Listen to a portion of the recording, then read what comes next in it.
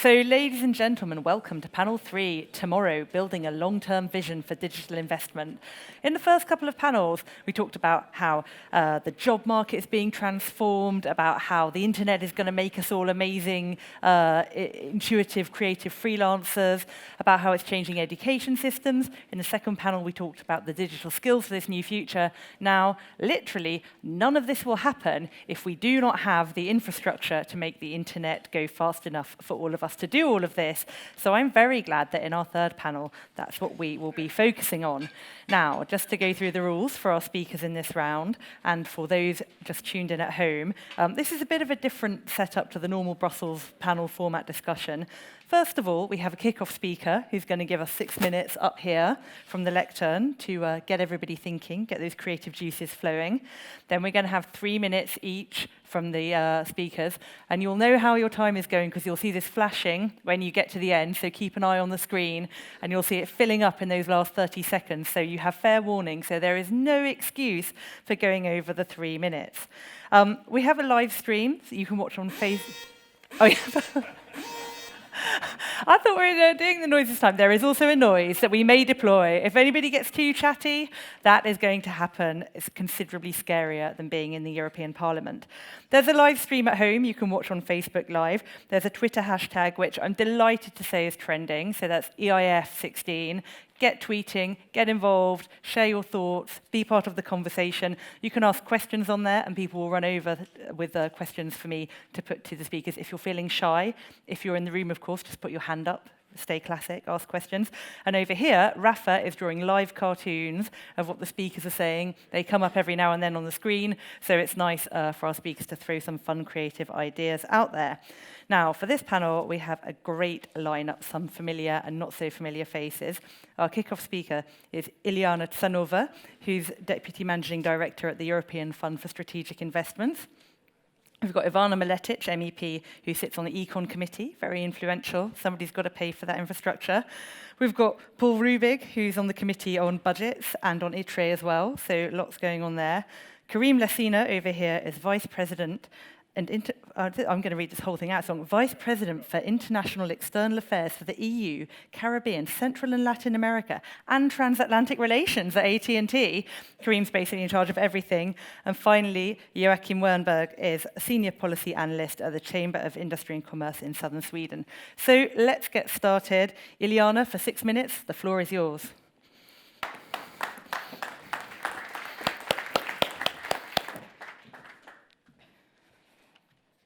Good afternoon, ladies and gentlemen.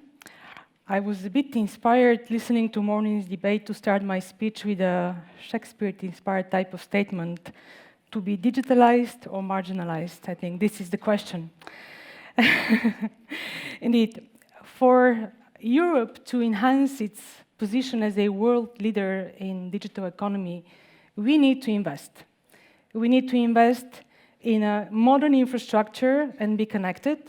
We need to invest in improvement of the digital skills of our society so that we are able to work and compete in a digital world. And we need to develop a full spectrum of financing solutions which are suitable to support the companies from their startup phase to the phase they one day become unicorns. Today, investment in digital infrastructure in Europe is hampered by few bottlenecks, and I'll just summarize them in 4 groups. The first one, initial cost to lay down all this modern digital infrastructure is very high. And while we have the private sector keen to invest in dense areas where investment is actually commercially viable, this is not the case in rural areas. And this is actually absolutely important for balanced regional development, for competitiveness of Europe. The second point is that the European startups do not have access to finance to develop themselves from a small microfinance company into a fully fledged business. The truth is that investing in R&D projects in software and IT solutions requires a very specific industry knowledge on how to appraise those projects. And the reality is that the traditional VC companies, investors, they don't really have this expertise to appreciate whether it's a good project or whether the startup is a good one or not. So naturally, they stay away from investment. Also, these investments are high risk. They have high uncertainty with them. Therefore, we have a massive gap on the market. And what we actually need in Europe is specialist venture capital funds like Anderson and Horowitz in the US, for example, that have the knowledge and that could support those startups they invest in to the stage they become independent businesses. Today, the dream, unfortunately, of every European SME is to make it big in the US. And I think we need to change that. We need to really address those shortcomings and make sure that cases like Skype, for example, which are projects which are absolutely European when they were established, now they are a very big, important company set up in the US. The third point I want to make is that our society and our businesses have insufficient digital skills to operate in this world. And what I observe in my job is that the traditional big corporations have this reluctance, probably because they fear and they don't really understand, investing in digital solutions and buying digital products from smaller companies. And this hampers both the ability of small startups in Europe to grow, but also the traditional corporations to move into a digital era at a much faster pace. I mean, we are much slower than the US, which we often use as our benchmark today. I think the good news I can state today is that we have the Investment Plan for Europe, which is a key initiative of the Juncker Commission to address those market caps and bring Europe back to its growth path. And EFSE, the fund that I'm managing together with Mr. Molterer, is an initiative which is established to mobilize private sector financing for key projects which are absolutely important for Europe's growth, but because of their high risk, they're not able to attract the private sector financing. EFSE as a fund, I'm sure that some of you are aware of the structure, but as a fund, the backbone is a guarantee facility from the EU budget, which enables the EIB group, this is the European Investment Bank and the European Investment Fund, to invest in projects which are riskier, but at the same time they have very, very high value and importance for European growth. So thanks to this particular public sector support, I'm very happy to report that up to date, for 1 year of work, we managed to approve investments of almost 3.5 billion euros in the digital sector for 1 year. And those investments will mobilize close to 27 billion of investment. What we've done, I have many stories to tell, unfortunately I don't have the time, but we have invested in a high-speed broadband infrastructure. We have supported a second-tier banks in Spain to invest in their digital operations. We have supported companies in the energy sector to install smart meters. We have supported big retail companies to finally invest in online retail platforms, which is all fantastic. From all we can say, I want to emphasize and showcase 2 projects which are very recent. One of them being a fund which has been recently approved by the Investment Committee, and this is a pan-European fund for broadband investment. As I mentioned, we don't really have private sector willingness to put money into rural areas.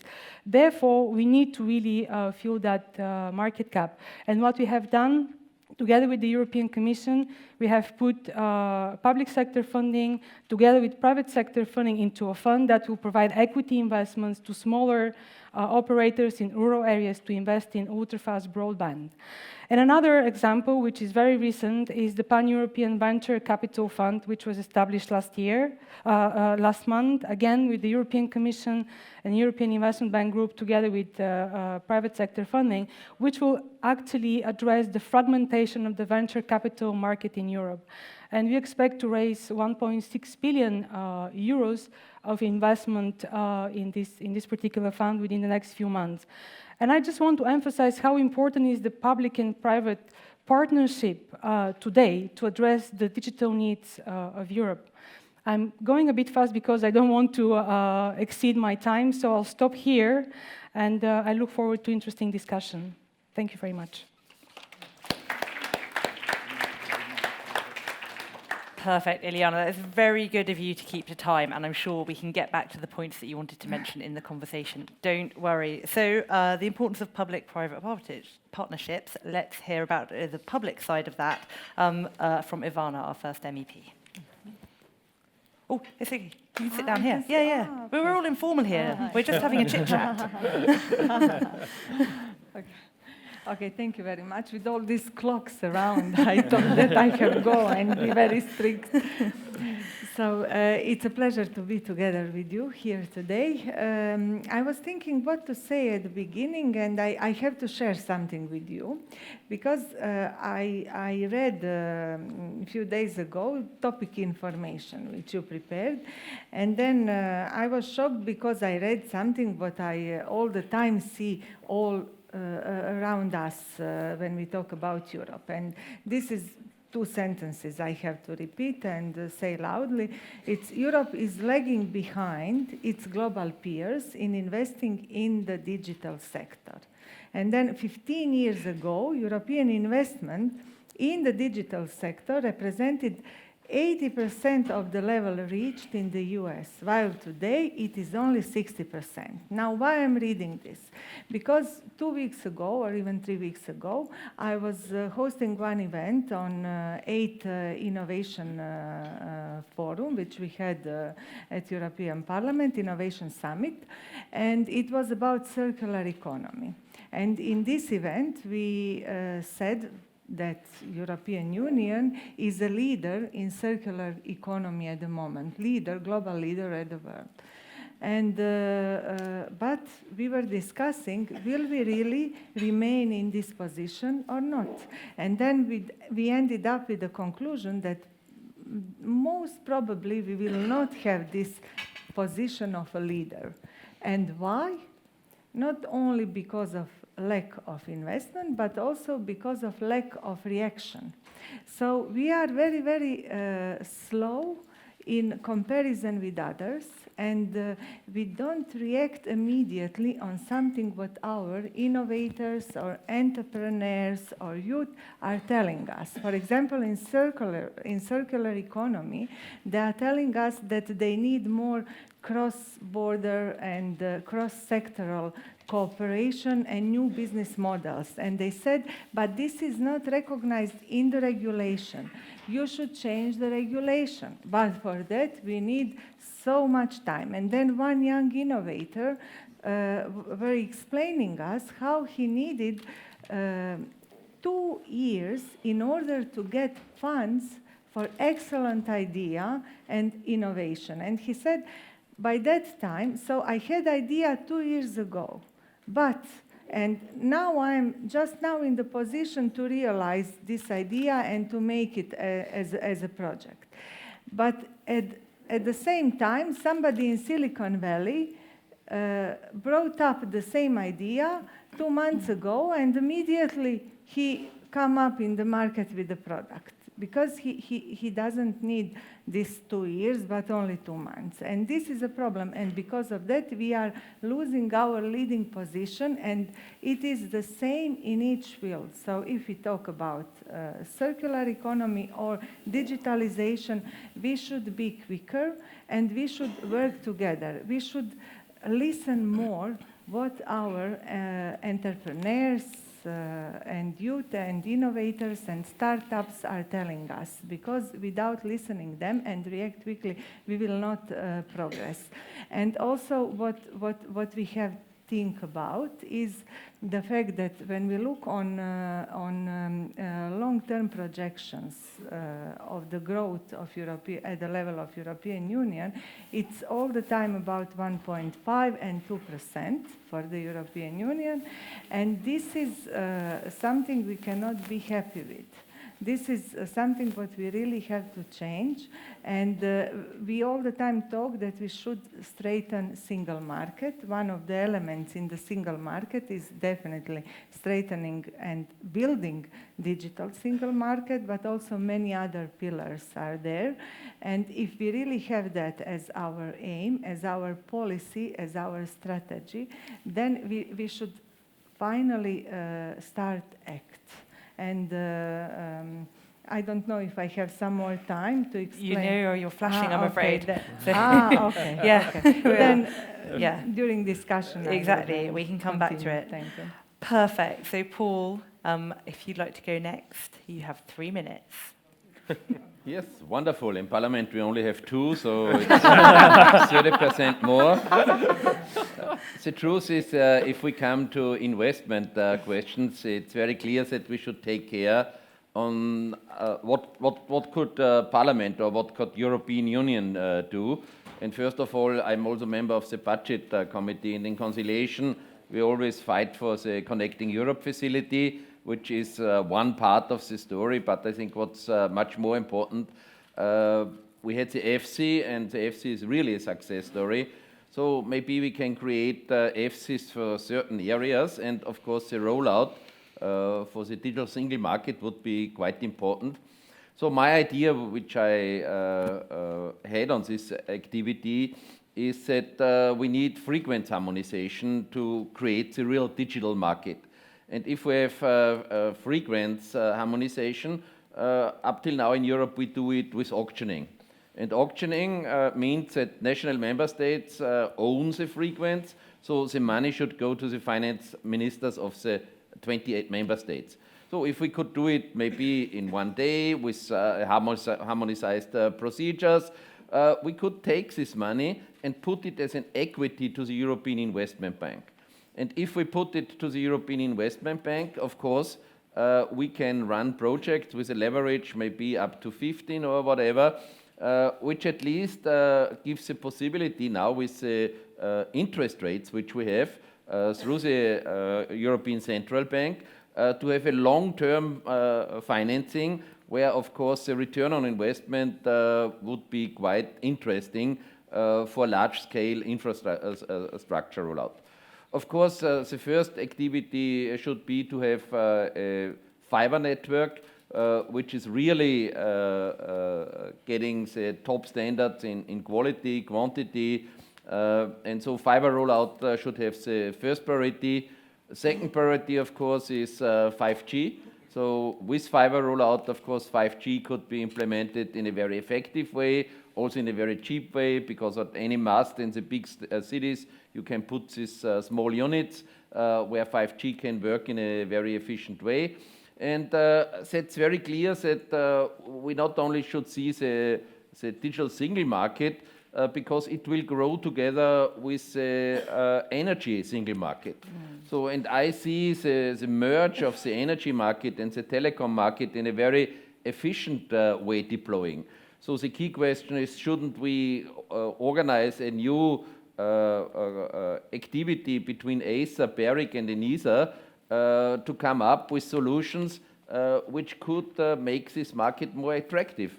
And therefore it's clear that if we see the attempt of the European Commission to create Internet for you, where we now look into public financing, so I think we should have equal decision-making between the telecom and the digital single market. Because if the telecoms have to invest only on their own and the other market is supported, we get a mismatch. So at least the telecom markets in Europe decided to stay national. So a new chance for the digital people to make your calls about Skype and the new opportunities, then you need the national telecoms for very restricted activities. And in the long term, I think Europe has to take care that our telecoms are not dying. I think our job is to look behind them, that they stay competitive. And of course, it's necessary to have a perfect service for the 500 million consumers. And it's very clear that the 500 million consumers will select how much is Wi-Fi and how much do I have to pay for 5G? And that's a real question for the future. Competition is on the table. Perfect. Oh, so much to think about there. I wonder who's going to have the task of breaking it to the national governments that they won't get the money from those spectrum auctions anymore. Great. Karim, as one of those telecom companies, would you like to go next for 3 minutes? Yeah, and you know, I was wondering, as an Italian, I can get 30 seconds more. I don't know. No, I'm you're joking, but speaking yeah. quicker. You know, let me just thanks for first of all, Mikulas, Tommy, and the whole staff of Martin Centers, because you guys, as every year, organize an incredible event and refreshing. And you know, I've decided that I'm going to use these things for bright ideas. So let's go there, okay? Let's get bright ideas. And you know, when I look at what we had in what happened in the last year and how the landscape changed, and I think we need to start thinking on how we do everything from scratch.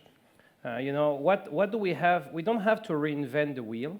We just have to rethink our approach to a lot of things, specific in our digital sector.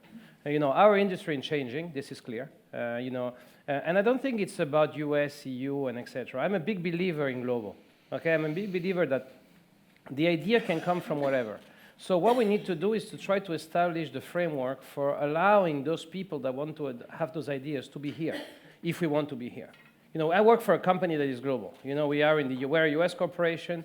We invested here in Europe. We just decided to invest a lot in countries like Mexico and Latin America because they've been able to create the right framework. You know, I'm not a believer in necessary having public money and etc. I think companies can find the money if the framework is right. Okay, so I think what we have to look at is specifically this. You know, too many times we believe in status quo. Too many times we believe in trying to change a little the rules instead of trying to understand what is going wrong. Too many times we try to look at our industry saying, what can we regulate or how can we anticipate what is going to happen? The reality is that we cannot anticipate what is going to happen because the sector changes constantly. So I think the most important thing is try to have some work on the rules that are probably less rules, but clearer rules, you know, and believe in competition. You know, I think what is happening today is that the technology and the digital world are helping us to see the world in a different way. You know, I'm a company called AT&T, and everybody, when you think AT&T, you think telecom operator, okay? Because we started this sector 140 years ago. But we are not a telecom operator anymore. We're a communication company. We are running the biggest satellite operator in the Americas. We are enabling IoT in Europe. We are doing so many things that are changing the industry. And it's not only us, it's the whole sector. You were using Skype as an example. Skype is a great technology. You know, the Europeans could have had thousands of chances to buy them if they want, but there is another company that decided to buy it. So I think it's an opportunity. Europe is strong in a lot of other sectors, and it's strong in telecom. AT&T just announced 5G trials in the US with Ericsson, okay, a huge European company. And I think there is also Intel, that is a huge US company, doing the same trials. But I think we need to look at also where are our strengths and don't only focus on what we are not doing. You know, IoT, Industry 4.0, and I promise, I shut up.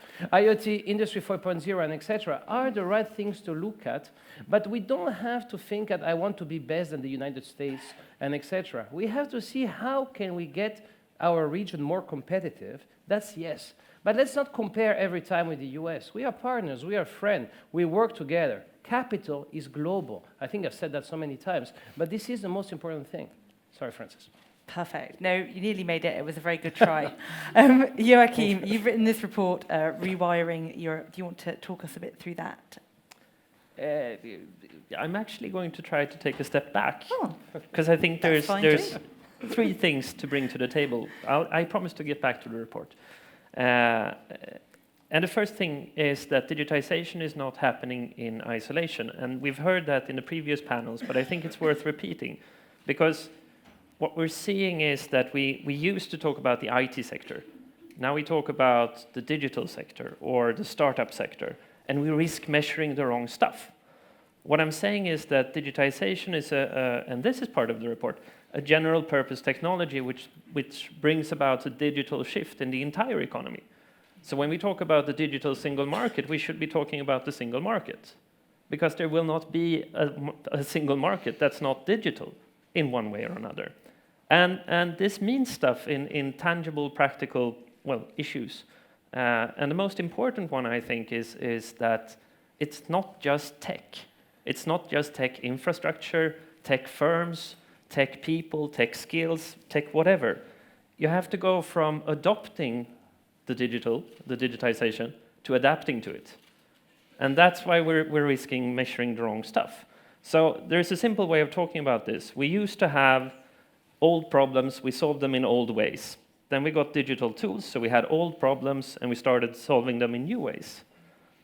So this brings us from incremental innovation to some form of radical innovation. The iPhone would be the ideal example. What's happened with the internet is that we have new problems being solved in new ways. That's a paradigm shift.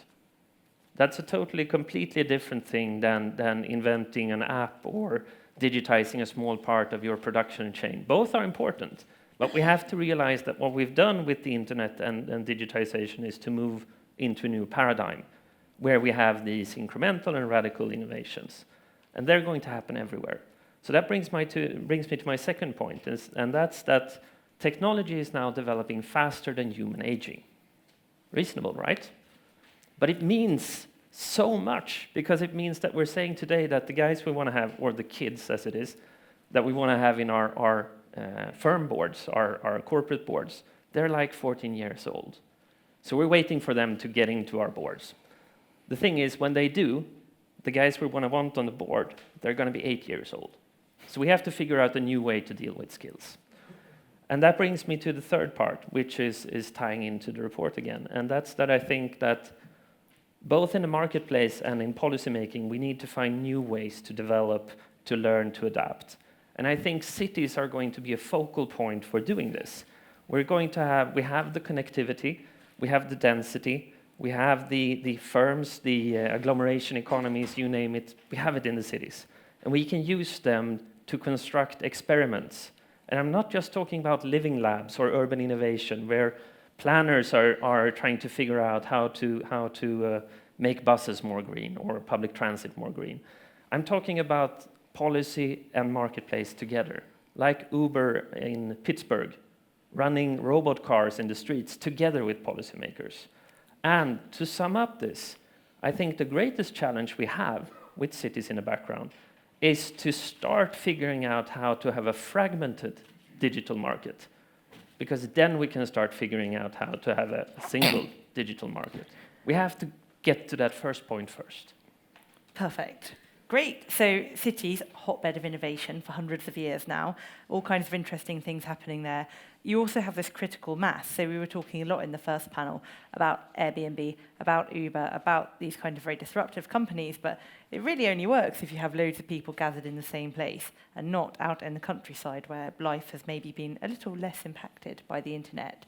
I suppose this is a kind of double-faceted question, which is, A, will the internet will super high-speed broadband change the countryside that much? And how do we get it out there? Because it seems to me that rural broadband rollout was something that we were talking a lot about 10 years ago, and we're still talking about it now. So who wants to leap on this? Karim. I'm happy to start, because this is one of the main challenges we are looking in a new investment we are doing in Latin America. And you see, we have been trying to solve rural broadband coverage for the past years. In the US, it worked quite well. It will depend on the geographies. The example in Europe is Sweden. Okay, Sweden is a quite impressive example on this, and the Swedish regulator, PTS, have done an incredible job in solving that. But the reality is, I think technology will help solving that. Because you see, Paul was raising a good point. 5G is going to come, and fiber is going to come everywhere, because already today with 4G, we are fibering every antenna. Okay, so every antenna that is giving this 4G signal will be fired. 5G is getting us much better speeds. The expectation that AT&T has been releasing is 1 gig per second when the 5G network will be there. So we really offer incredible and fast network. Where there is not the coverage of the network, because there will be locations, you have internet satellite. Internet satellite was probably seen as not very fast in the past. New technologies are getting there and are helping us to get good speeds. So the reality is, I think technology will help that. Obviously, there is also a role for the government. okay? Because a lot will depend on the cost of deployment, but also the capacity to be able to install your networks. So, you have a lot of coordination that need to be done. You have a lot of spectrum that need to be attributed, because obviously the beauty of spectrum, and I don't want to bother everybody and bore everybody with this, but spectrum works like this, it's a pyramid, and Paul knows that very well. So the higher you go in the spectrum, the less coverage you have. The down you go in spectrum, the more coverage you have. We have this discussion in the European Parliament, is going on and on and on. And so when the spectrum that is lower will be released, much coverage will be done with wireless. So I think this is something we need to look at. But one thing that I may ask is, let's try to do it with business. I think a lot of time we believe we are going to be able to do everything with public money. We know public money is not there.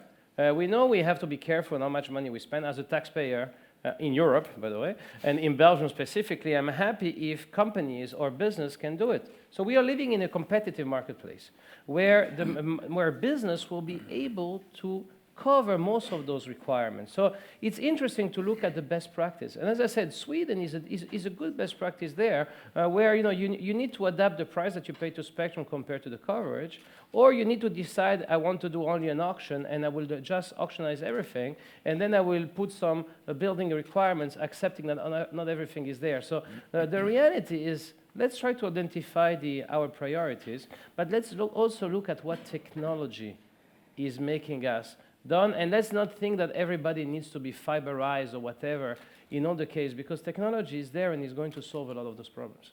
Perfect. Paul? Yes, I think Karim is bringing it very good to the point. It's also the question of business model.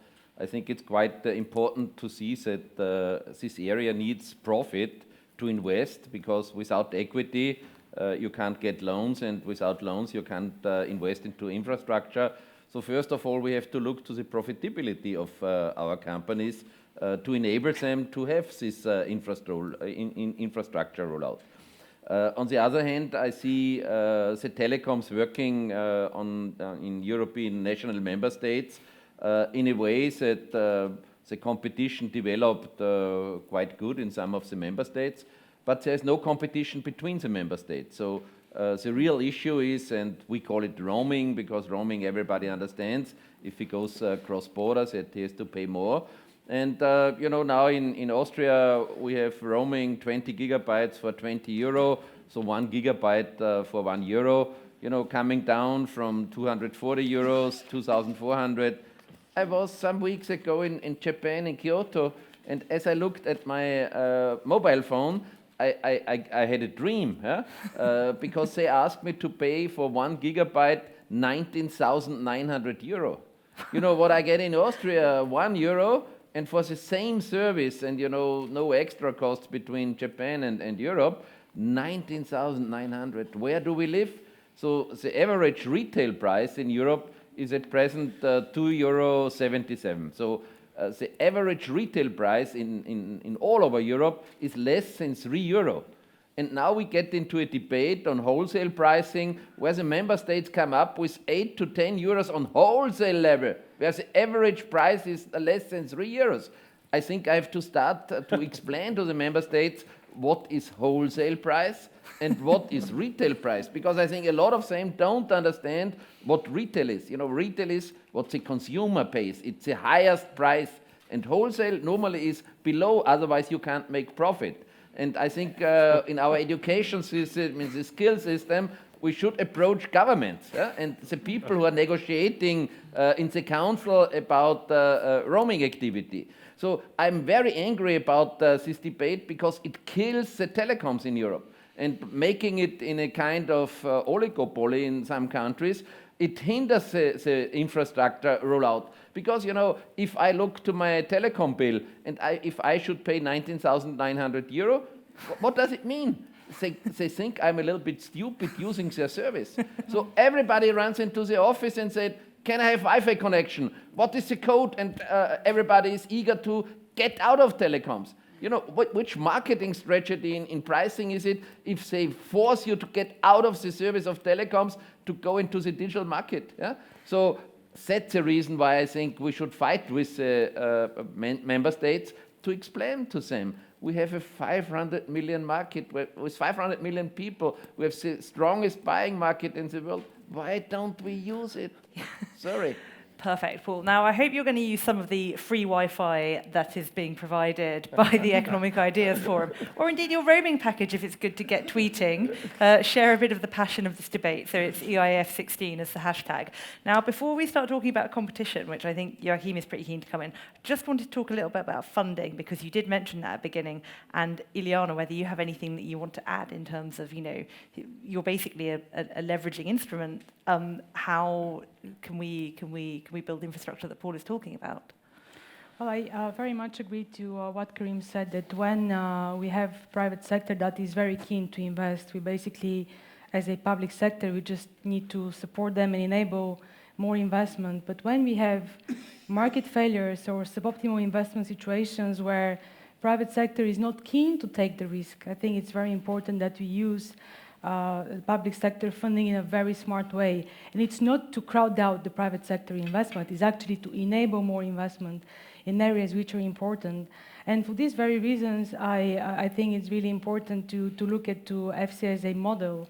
And it's also a paradigm shift in the way the public sector money are used. Instead of one-off grants for projects that have questionable let's say, viability, to use them as an incentive to private sector to take more risk, as a credit enhancement, to mobilize as much as investment possible for absolutely important key investments that Europe requires.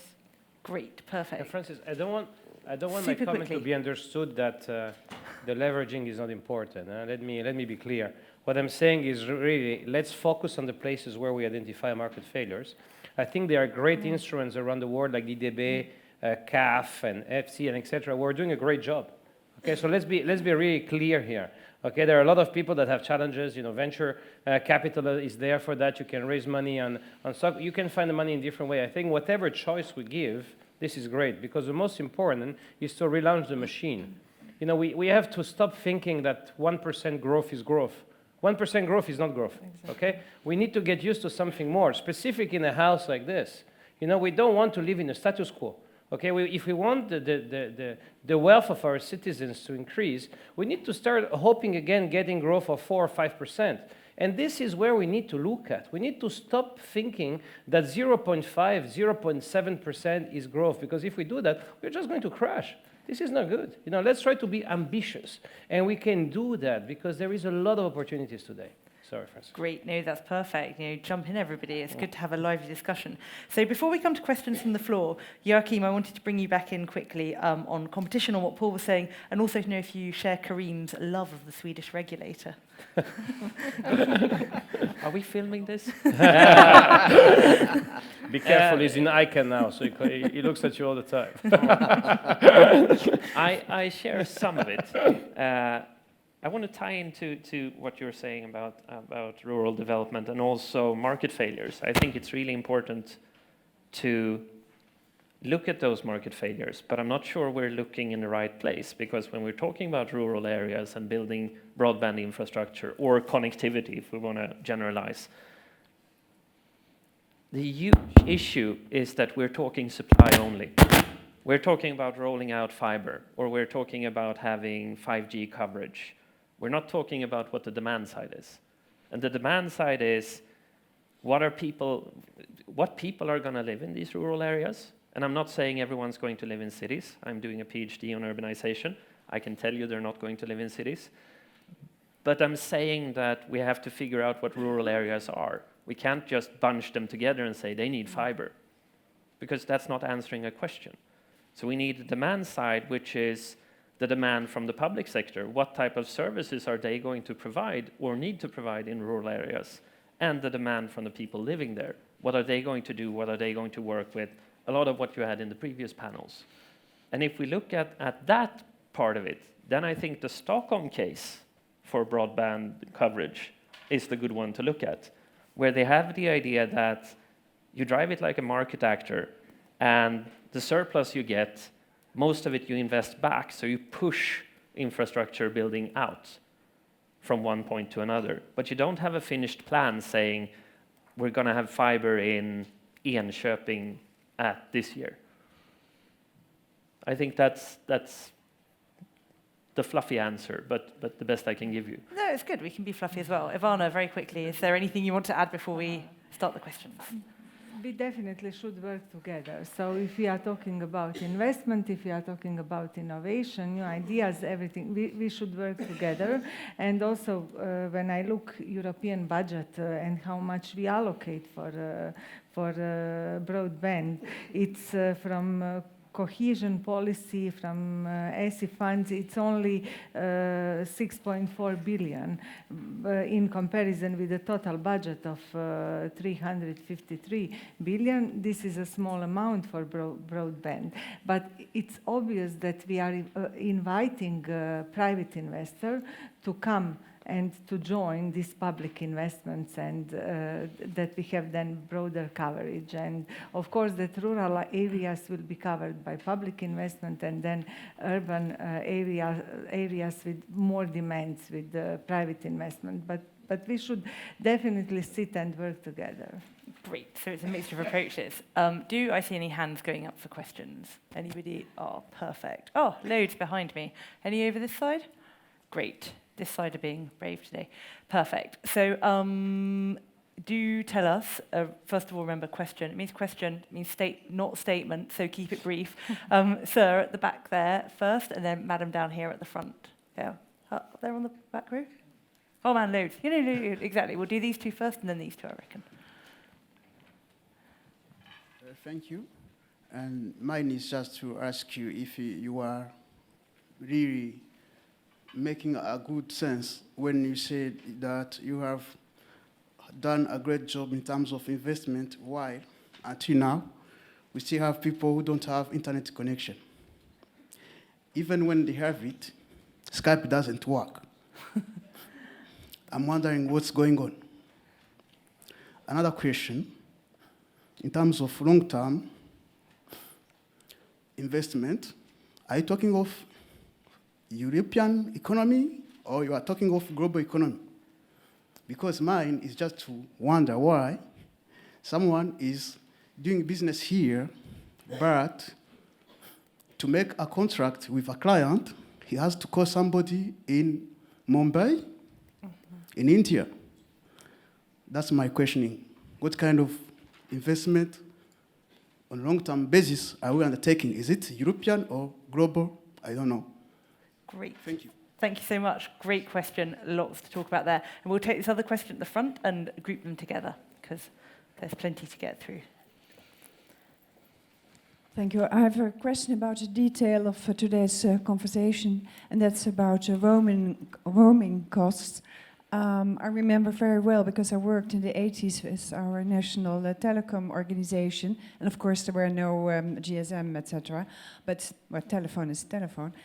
In those days, it were national companies, and it was Parliament who decided what the cost would be. The cost would be to make a call to France, or a call to former colonies, or a phone call to Japan, or whatever.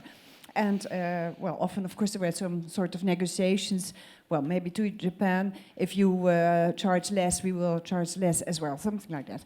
And then came the European Union, and they just decided that everything had to be privatized. And then telecom came into the hands of the big companies. I'm very sorry for the gentleman here. And I think that was not very good for the general public, and probably also not for other companies that use telephone companies.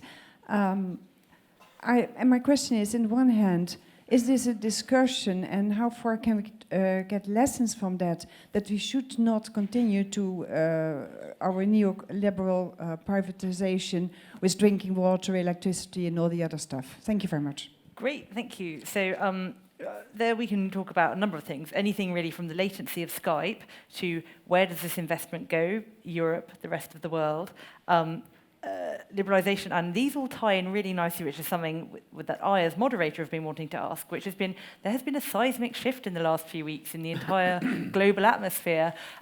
It's very unclear whether the US is going to continue to trade in the same way with us, to regard free trade in the same way, and I want to know from the panelists whether that's of concern to them, whether it's going to affect investment plans, whether you see it indeed creating borders in terms of new roaming borders. Last time I went to the US, it was inclusive in my package.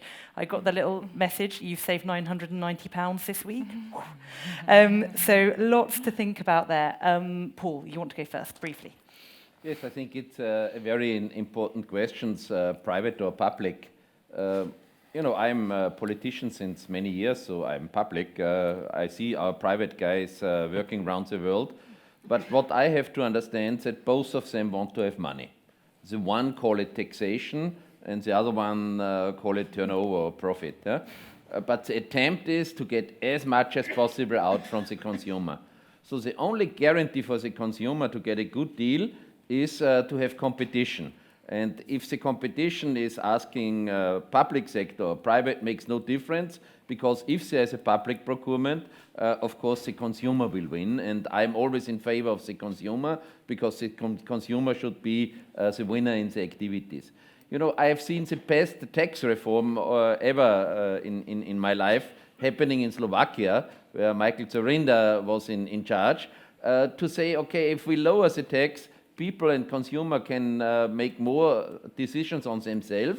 And I think that's what we should respect the decision of the single citizen, what he thinks he would need, and not politicians should tell the people what is the best idea to do. So I'm very much against public intervention into markets, but we have to do it if there is a monopoly or oligopoly. And it doesn't matter if it's from private or public, because both of them want to rip off the consumer and the people. And it's very clear that only competition can protect them.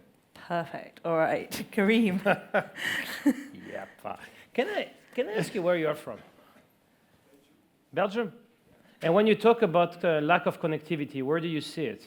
You're referring more to Africa, or more what are you referring to as a continent? Huh?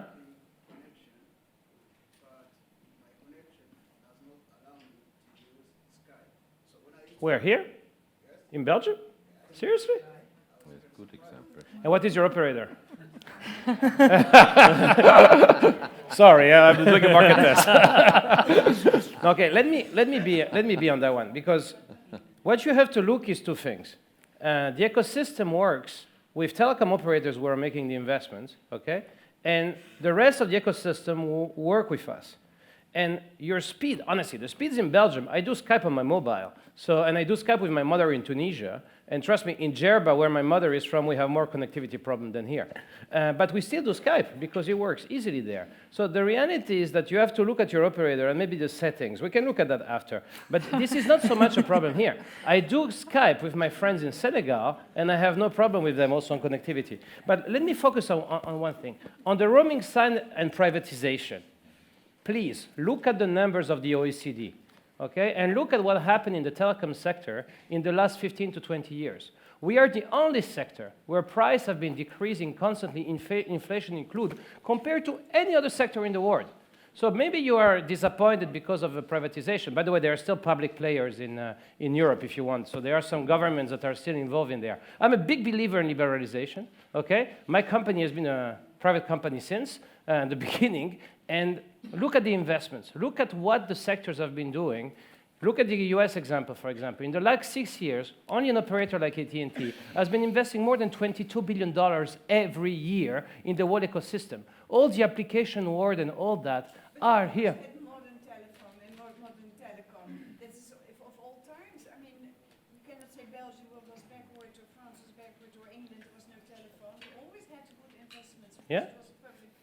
Yeah, it was public. But then the public decided to sell it in order to make more money, to pay some of the debt. And investments are still growing. Connectivity is still there. They still pay very good dividends to the Belgian government, by the way, if you want to use Belgacom as an example, because they're still owned by the government. So Belgacom is still a public company. Okay, so I just want to be clear on that one. And on the roaming side, Paul, I agree with you, okay? You need to look at the packages. You know, we are a company that is maybe a little different than the others. We killed the roaming in the US, okay? We were the one that killed the roaming in the US. We buy two operators in Mexico. We merged the two operators in Mexico, and a week after, we announced that there would be no roaming between Mexico and the US anymore. Okay? Then the second after, the other two operators follow us, and today you have no roaming between the US and Mexico. And your tariff in the US is the same as the tariff in Mexico when you travel. So that's what we believe. then it's a competitive market, so the others can do what they want. I don't believe in it. Okay, I have 2 phones because I have an AT&T phone, a US phone. When I travel to Latin America, our roaming rates are much better, and so it costs much less to the company. So if you want, I can help you on that one point. Let me finish with one point. You know, where investments are going and internet connectivity, I think it's clear that we have a problem in front of us. I don't think the problems comes from Europe or the US. I think one of the challenges we have is connecting everybody, okay? Internet for all, but the real internet for all, okay? I come from a region that is Italy on my father's side, but Tunisia on my mother's side, and we lived in West Africa all our life. And I can tell you there you have problems, but I think the real challenge there is connectivity will come with demand, and I think your point was great, okay? You see some incredible business model going on in countries like Kenya, Senegal, and etc., where it has been growing well. And most of the time, it's coming because of competition, because of those governments have been able to attract investments, because those governments have been able to attract multinational investment, also local investment, and you have the market that is growing because the market was open. Let's remember where we are, okay? This is, I think, the think tank of the European People's Party, right? We are open markets believers. And I think this is exactly what we look at. There are some fantastic examples around the world. Kenya, Rwanda, Senegal, Ivory Coast, even despite the civil war and etc., Tunisia, Morocco, Algeria, where the markets are developing in an incredible way. And I'm just using Africa. Openness and competition. When we try to close the market and we try to have government intervention, most of the time our sectors suffer. When we go for openness, it works. Mikulas is the example. Okay? He had opened the Slovakian economy, and still today, Slovakia thanks him, okay? Or maybe I'm not so sure about that because people don't understand, but they forget why Slovakia is so rich today. Because he has opened and unleashed the openness of the Slovakian economy. This is what we have to look at. Great. Now, we've got loads more questions to get through. We've got 20 minutes. Paul, you just stick your hand up, so you have 30 seconds to come back to Karim. Yes, because I wanted to come back to Karim, because, you know, at present in the roaming regulation, the governments insisted to have this fair use clause. Yeah? And, you know, with fair use clause, and I have heard now, I've seen on my phone, that they're now asking for 4 months restriction if you live in a European country.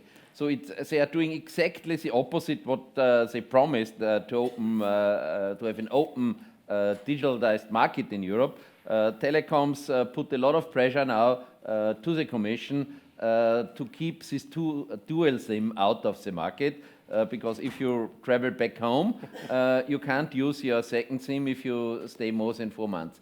So the truth is that we have to fight for this digital market, and we have to make it understood for the people how important it is to keep telecom alive, and that 5G is the future wireless device, which is maybe much better than if you go to Wi-Fi.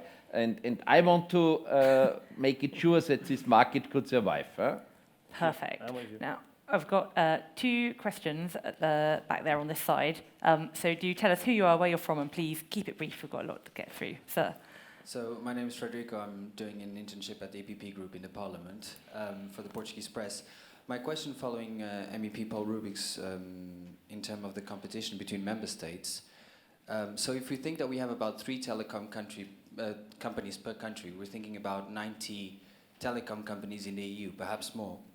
Do you really think we'll reach full digital integration until we have maybe 3 or 4 European telecom companies, and maybe until we drop the country codes and we create a single European country codes to, you know, make calls and achieve?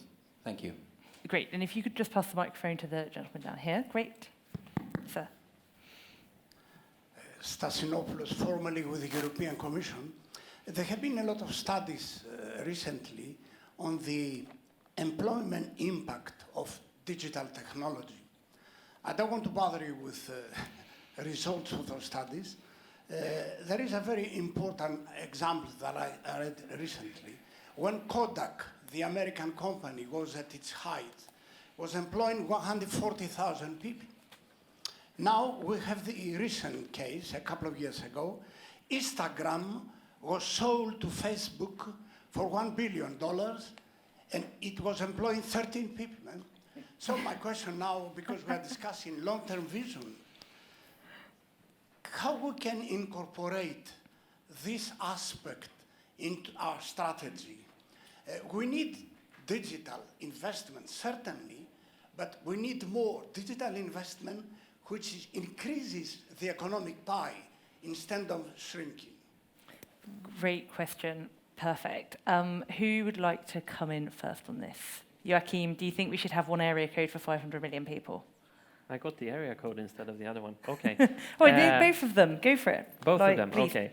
Well, I think you're onto something with the area code, at least in terms of when we're talking about competition, we have to remember that we're coming from fixed infrastructure in strictly isolated nationalistic states.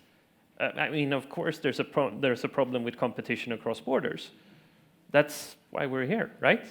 Because we want to increase that competition. And if we manage to increase that competition, I agree with you that competition will outperform any good idea from any single person.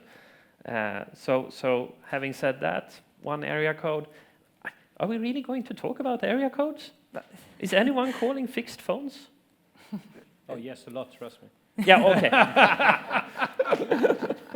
But the fixed phone subscriptions in Europe, in the last numbers I saw were the Baltic Sea region, they're plummeting.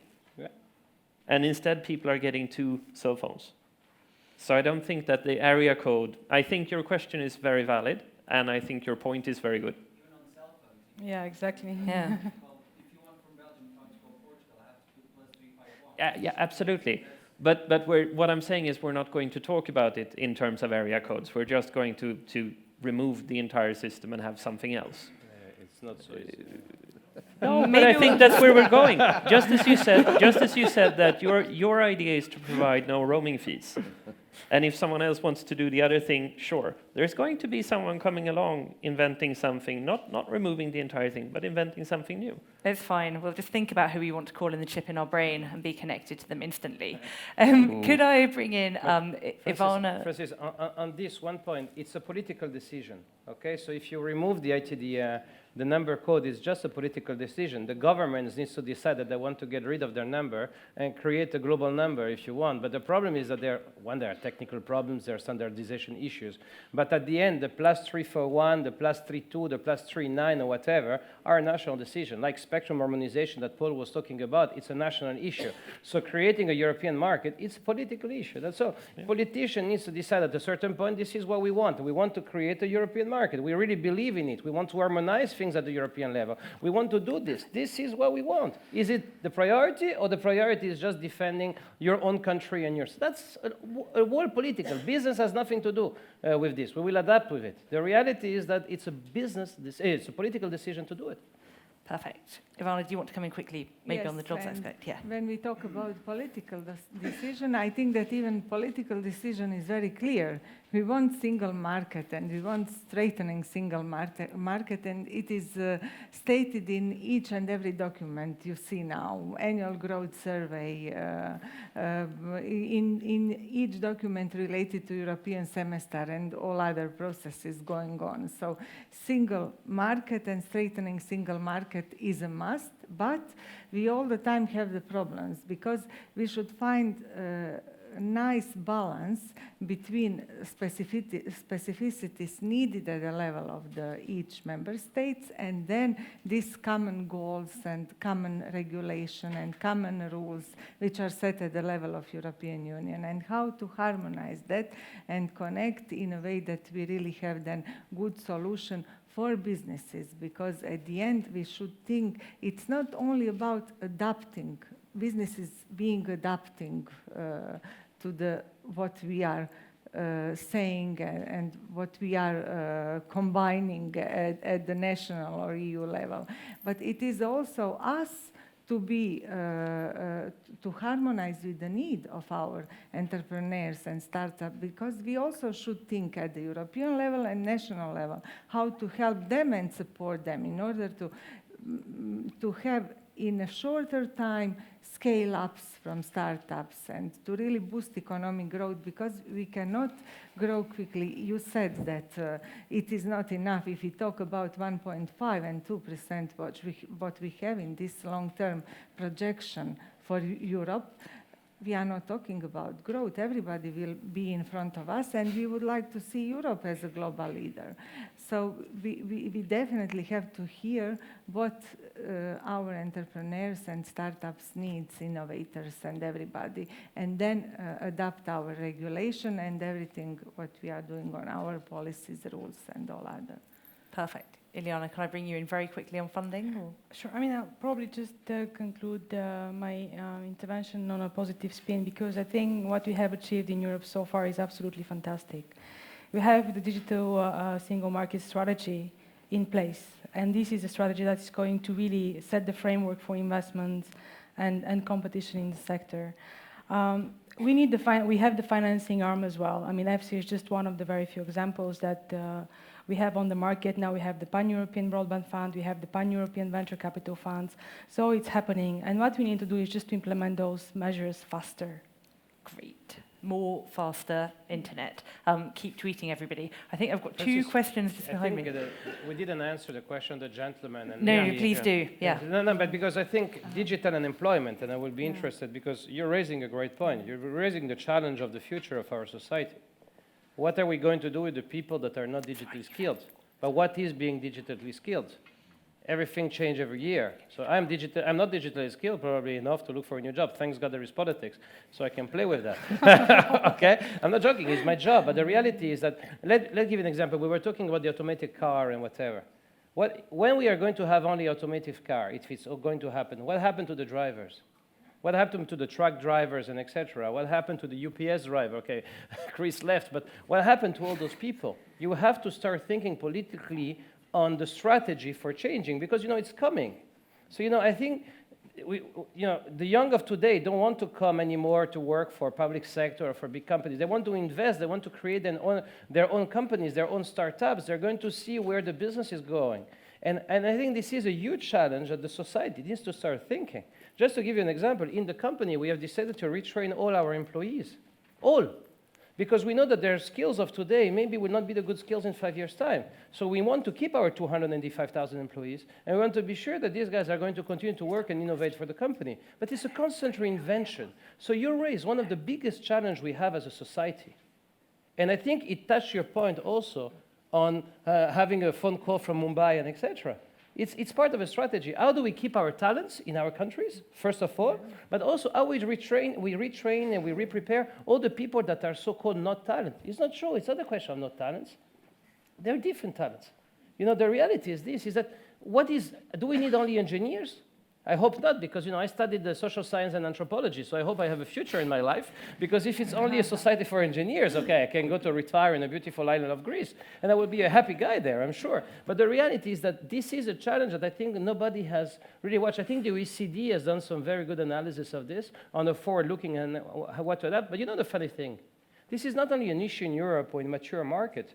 I was in Mexico talking about that with the government, and this is one of the big challenges for the government, the Mexican government, for example. How can we adapt to the future? How can we attract those investments, et cetera, et cetera? And I think this is something we really need to look at. We may do something specific on this, Tommy, because I think there is a big point there. All right. We've got 7 minutes between the panelists and the audience and lunch. So I think we take one extremely quick question off Thomas. Yes, Thomas Peter with Walt Disney. I was at the panel before. Very quick question for the panel. You mentioned briefly trade, US-EU trade, but what about how do you see Chinese investment into European telecom market? Is risk, opportunities happening, not happening? How do you see that? Perfect. Who'd like to go first? Paul. Yes, I think one of the most important questions is, do we respect reciprocity? So if the Chinese invest in Europe, of course we should want to have the same right to invest in China. And if we see that there is not the same plain level field, of course we have to look to trade defense. So it's very clear that the instruments of trade defense will play a role to create a real open market between these two areas. And therefore I'm very much, of course, for opening the market, but it has to be on the same level field. Great. And I'm sure we'll be hearing a lot about the WTO in the first panel after lunch about Brexit. Joakim. You're not thoughts giving me Brexit now. on though. China? No, China, No. or if you want to come about the jobs question, or concluding thoughts, really, because we've got 5 minutes to go. Concluding thoughts. I want to follow up on exactly as you said. I think this is one of the most important questions we have, and we need to figure out not only how are we working with our startups, but also how are they working with our large companies, our industrial companies. And it all boils down to the old, not digital, boring politics of tax, enterprise regulation, cross-border collaboration, cross-border markets. Because if I venture a guess, we're going to have huge companies in the future, we're going to have small companies in the future. But the balance between them is going to shift, and where they're active has already changed, and their lifespan is going to change. So when we talk about a small company with 13 employees, most Silicon Valley companies that enter that become publicly traded are 10 years old. I think that's the mean as of now. And what we're going to see is the firm model being used to develop an idea like this and then move on to the next one, or move into one of the large companies. And we need to figure out how to, well, back to competition, how to allow that to happen. Great. I guess, Karim, do you want to go next? Talk about competition. Also, we haven't talked about consolidation. Paul did call some of your colleagues an oligopoly, so you should probably come back on. I am just on the US and Mexican market. Look, I think, as I told you, the market is changing, and we are moving to an evolved communication market. So the telecom operators of today are looking at other markets. I think AT&T have showed that by acquiring DirecTV, by launching its first OTT TV service called DirecTV Now, where we offer 100 channels online, by announcing the acquisition of Time Warner, that we are still going on today. But I think what we need to look at, if I may put my point on this, is one, we need to really acknowledge that the sector of today is totally different than the sector when we start writing the legislation. But even more, that what is going to happen is that in the next 5 years, I can tell you the sector will be totally different than today. So whatever we write today needs to think to be flexible enough for tomorrow. This is essential, okay? We need to take inspiration from other geographies. Let's start thinking what is good and what other people have done good, and let's try not to replicate, because the Swedish model may not work in Mexico because the rural areas of Mexico are not exactly the rural areas of Sweden, okay? But let's try to look at what part. Let's not focus only on one part of the internet ecosystem. I hear a lot about talking about telecom operators. I don't hear talking about the rest of the ecosystem. The rest of the ecosystem is big. I'm not talking about regulating the ecosystem, then don't misunderstand me. I'm talking that competition is coming from the whole ecosystem, and this is important. And when we talk about international, let's try to think to Europe and US working more together. We only use European technology in our network in the US, okay? Let's try to define the rules of the future together. It's important. And one thing that I every time think is, that I think we're lacking sometimes, is when we look at regulation, let's look at it also with the investor's eye. I'm not only talking about the AT&T's eyes, okay? Let's look what the investor community says. I don't know how many people wake up in the morning and start with the Wall Street Journal or Financial Times, but let's do it, because it's important. What the investor said is what is also the market looks at. And finally, and I have a great quote that Alberto gave me, so kudos to Alberto for that. But it's from David Bowie, so it's not exactly conservative as I am, and I think you understood how much I'm conservative. But it's when something works, you have to try something completely different. Meaning, when you are at the top, you cannot stay at the top forever, okay? You have to reinvent yourself exactly at that moment to be able to continue innovating. Because if you think you reached the top and you will stay there forever, you're out. Great. Inspirational words. First of all, I want to apologise. I've seen a few hands go up and we haven't been able to have time to get everyone's questions in. I would urge you continue the conversation over lunch and on Twitter and things. And now finally, I'd like to come to you both and ask you answers on China, on investment, on what we do about jobs. Iliyana, do you want to go first? Towards investors who are keen to invest in Europe, and Chinese have been very active lately, and approaching not only companies directly, but also international financial corporations, European Commission. And I think the question here is when we look for investors to see not only the financial aspects of what they bring as a buck of money, but also what is their added value and know-how that they bring to us when we work with them. And definitely we have huge investment needs, we need investments, but we need to also take into account the fact that when we talk about US and EU, I'm a full believer in globalization, but I think sometimes, especially when we have risk factors like the new elections in the US, we need to have a plan B. And I want to see the European Silicon Valley, and I think nothing wrong with that. I want to see that we have indeed strong defense, and we don't really always rely on one body. I think that globalization does not exclude EU working towards its efficiency, self-sustainability, if possible. Great. And Ivana, a very brief word before lunch. I completely agree that we should be open to investment, to exchange of knowledge and new ideas.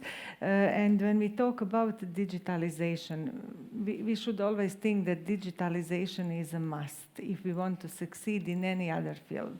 So if we want to be successful in energy, in industry, in transport, in creating smart cities and governments and society, we should digitalize ourselves, and because of that we should really put investments in broadband and all needed infrastructure as a first, and also this building digital single market should be something what we are working together a lot, and we should be quicker in all this, and I agree that we need Silicon Valley in Europe, but we cannot copy it and replicate, but we should try to find out how to build our Silicon Valley. So what are ingredients in Europe which are needed to have here Silicon Valley?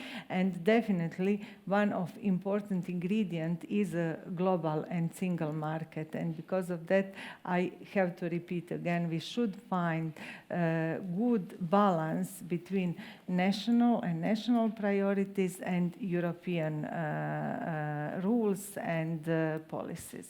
Great. What a perfect note to end on. So we will meet back here in an hour for the Brexit head-to-head debate. Please go out, enjoy your lunch, and a huge thank you to the panelists. Oh, thank you.